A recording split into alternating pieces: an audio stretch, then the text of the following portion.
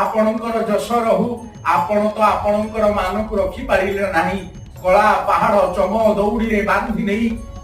गौड़र नवदांडरे आपण को दग्ध करिदेला सेतेबेले आपणकर मान तो आपण रखी पारिलेनी मो मानवा कौन रखिबे हे मान उद्धारणकारी आपणकर मान रखंतु भक्तर अभिप्सा भक्तर आकांक्षा भक्तर अभिमान स्वर रे जगन्नाथ बड़दांड उपरे आद्र होई गला परि मन हेला अरे अरे महाप्रभु को दर्शन करिबा पई गजपति न आसंतु बर मु चाली जीवी पतित पावन होई रहिले मान